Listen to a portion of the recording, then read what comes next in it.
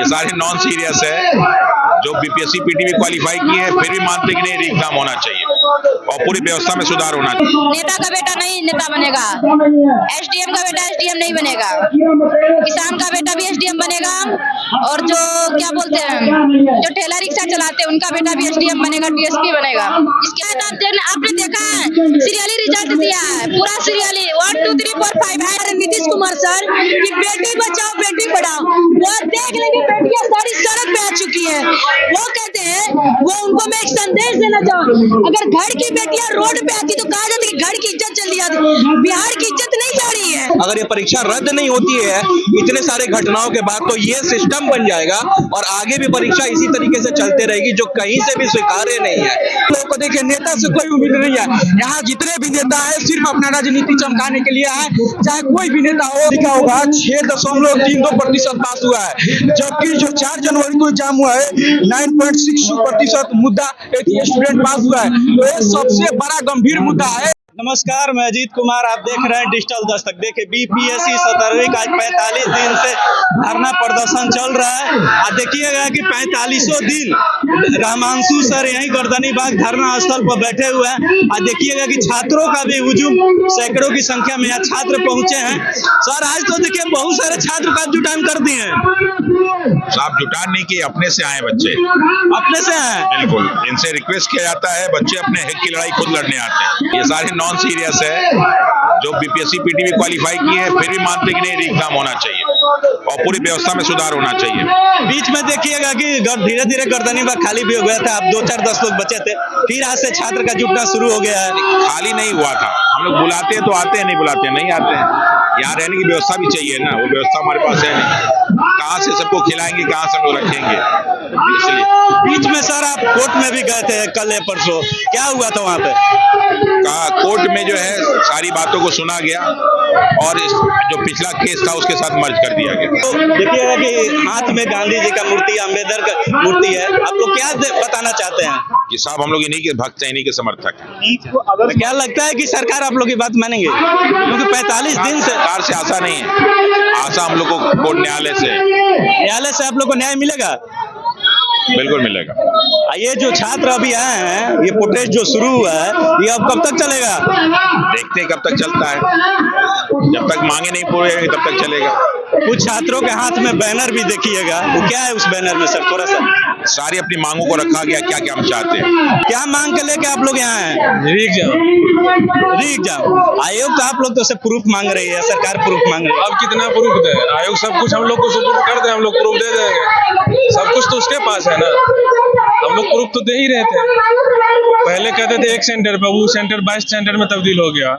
आप लोग शुरू से मुद्दा रहा है री एग्जाम कराने का, और जितना भी लाठीचार्ज वगैरह हुआ है और जितने भी हम लोग के ऊपर लाठीचार्ज हुआ है उन पुलिस के ऊपर जांच करवाया जाए। बीपीएससी जो आपका जो पूरा धांधली जो शुरू हुआ है फॉर्म भरने से लेकर रिजल्ट जारी करने तक, उसके ऊपर जांच बैठाया जाए और जो दोषी है उसको सजा दिया जाए।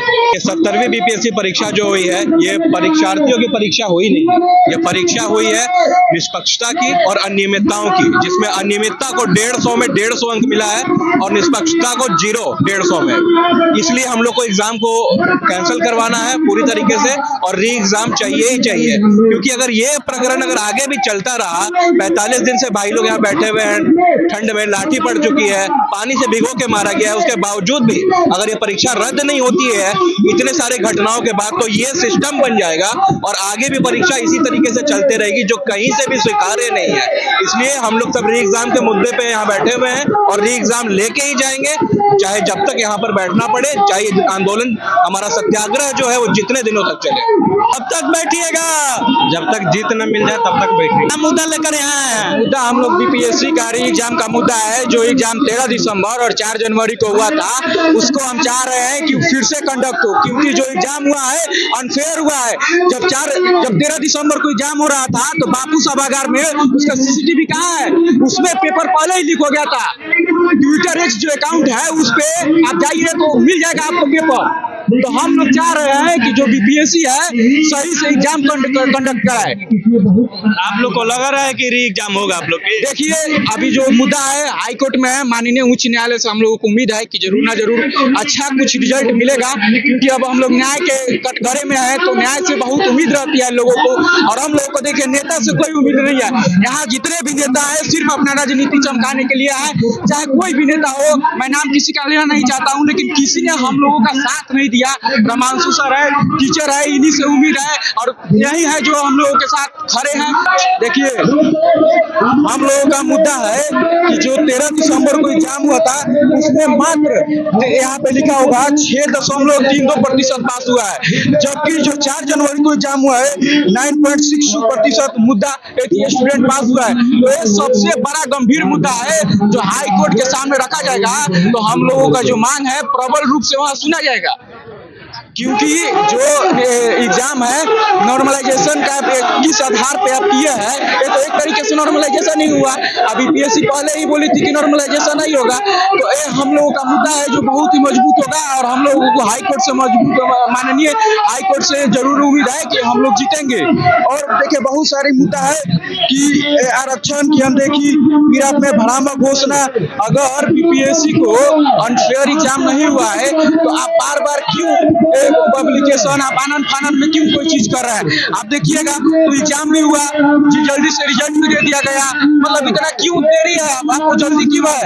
कहीं ना कहीं आप इसमें गबन किया है, तभी आपको इतना जल्दबाजी है कि जल्दी जल्दी रिजल्ट दे दे और लड़कों को इसमें मार दे। पर हम लोग डिवाइड एंड रूल होने वाले नहीं है, हम लोग गांधी के विचारधारा को मानने वाले हैं। आज 30 जनवरी है, गांधी जी आज ही के दिन शहीद हुए थे, नाथूराम गोडसे ने उनको मारा था, पर गांधी जी मर गए, लेकिन गांधीवाद हम लोगों के दिल से नहीं मरा है। हम लोग सत्य और हिंसा के मानने वाले हैं। 40 दिन से आप लोग धरना दे रही हैं, क्या उसका कुछ निष्कर्ष निकल रहा है? क्या निष्कर्ष निकल रहा? हम लोग को अपने न्यायालय से ही कुछ उम्मीद बची हुई है और चाचा से तो उम्मीद ही नहीं रहा, क्योंकि 45 डे हो गया, चाचा हमारे सुन ही नहीं रहे हैं। क्या आप लोग को आगे किससे उम्मीद अब रह गया? उम्मीद हम लोग को न्यायालय से रह गया और किसी से उम्मीद नहीं रहा है। आज यहाँ आप लोग गर्दनी बाग क्या करने आई हैं? 3 दिसंबर से हम लोग हैं यहाँ, और जब तक री एग्जाम नहीं होगी तब तक हम लोग यहाँ रहेंगे, क्योंकि भ्रष्टाचार, पेपर लीक सबसे बड़ी मुद्दा हो गई, इसको जड़ से खत्म करना है। नेता का बेटा नहीं नेता बनेगा, एसडीएम का बेटा एसडीएम नहीं बनेगा, किसान का बेटा भी एसडीएम बनेगा, और जो क्या बोलते हैं जो ठेला रिक्शा चलाते हैं उनका बेटा भी एसडीएम बनेगा, डीएसपी बनेगा। इसके मांग के लिए हम लोग अड़े हैं। ये आप लोग बीच में देखिएगा कि आप लोग का जो भीड़ था यहाँ गर्दनी बाग कम हो गया। सब छात्र है तो 45 डे यहाँ रहना पॉसिबल नहीं है, क्योंकि हम लोग छात्र हैं, हम लोग को सब कुछ देखना है, पढ़ाई भी करना है और लड़ाई भी करना है, तो हम लोग को पॉसिबल नहीं है कि 45 डे हम लोग एकत्रित है। हम लोग की लड़ाई है तो हम लोग लड़ रहे हैं, पॉसिबल है कि 45 सबका सहयोग है, डिजिटल है और फिजिकल प्रेजेंट सबका सहयोग है। कहिए कि 45 डे ये पूरा भर दिया जाए दोनों गेट, पॉसिबल नहीं, छात्र के लिए पॉसिबल नहीं है, नेता के लिए पॉसिबल हो सकता है, बट स्टूडेंट के लिए ये पॉसिबल नहीं है। इस मुद्दा को लेकर आप लोग परीक्षा रद्द करवाना चाहती हैं, कारण क्या है? कुछ प्रूफ है? पेपर लीक धांधली हुई है, प्रूफ है? बहुत सारा माफिया, हम लोग के पास तो बहुत सारा एडवांस है, वो लोग देखे। आयोग या सरकार तरफ से तो प्रूफ मांगा जा रहा है कि आप लोग दीजिए। रिजल्ट आया था, आपने देखा है, सीरियली रिजल्ट दिया है, पूरा सीरियली 1 2 3 4 5 ऐसे रिजल्ट मिला है, ऐसे रिजल्ट हुआ आज कस्ट बीपीएससी दिया है। और 13 दिसंबर को जो एग्जाम हुआ उसका 6% रिजल्ट आया है, 6%, और 4 दिसंबर को जो एग्जाम हुआ है, 4 जनवरी को एग्जाम हुआ है, उसका 20% रिजल्ट दिया था। आप किस आधार से, ना आप नॉर्मलाइजेशन किए ना स्केलिंग किए थे, किस आधार पर रिजल्ट दिए? आप बताइए चेयरमैन जी, आपसे सवाल है। आप हम लोग को बोलते हैं नॉन सीरियस, यहाँ कोई नॉन सीरियस नहीं है, सब सीरियस है, सबका रिजल्ट बोले यहाँ, तो आपको अधिकार नहीं है। जब आप लीगल नोटिस भेज रहे हैं नॉन सीरियस होता, हम भी लीगल नोटिस भेजेंगे कि आप क्यों कहते हैं स्टूडेंट को नॉन सीरियस है। हम लोग भी मनु परमार को लीगल नोटिस भेजेंगे कि हम लोग को क्यों बोलते हैं नॉन सीरियस है। कब तक आप लोग यहाँ बैठे रहिएगा? जब तक हम लोग की री एग्जाम की मांग नहीं हो जाता तब तक हम लोग यहाँ बैठेंगे। सरकार के खिलाफ हम 18 दिसंबर से लड़ रहे हैं। जाहिर सी बात है, सीएम सर का मैं पूरे 1 महीना से वेट कर रही हूँ। सीएम सर बोलते हैं हमारे नीतीश कुमार सर कि बेटी बचाओ बेटी पढ़ाओ, वो देख लेंगे बेटियां सारी सड़क पे आ चुकी है। वो कहते हैं, वो उनको मैं एक संदेश देना चाहूँ, अगर घर की बेटियां रोड पे आती तो कहा जाता कि घर की इज्जत चली जाती, बिहार की इज्जत नहीं नहीं जा रही है कि भारत में मैसेज क्या जा रहा है कि बिहार की लड़कियां बिहार की सड़क पे इसमें साड़ी पहने लाठियां खाई है, लाठी खाने के बाद भी हम सब रोड पे बैठे हुए हैं। सोच के देखिए, सरकार को ये दिखना चाहिए हम लड़ाई करें कि पढ़ाई करें। सरकार को ये संदेश जाना चाहिए। और आप ये भी कि हम बेटियों को बहुत कम मौका दिया जाता है, खास करके हमारे बिहार में। हम यही कहना चाहते हैं, आज सरकार देख लेगी कि लक्ष्मी है तो हम दुर्गा का भी रूप धारण कर सकते हैं। हम यही कहना चाहते हैं। कब तक आप लोग यहाँ बैठे रहिएगा? जब तक हमारा मांग पूरी ना हो। और आज सरकार मानेगी, पूरी तरह मानेगी। यहाँ आने का मकसद क्या है? री एग्जाम चाहिए। क्यों री एग्जाम चाहिए? क्यों? क्योंकि परीक्षा में अनियमितताएं हुई है।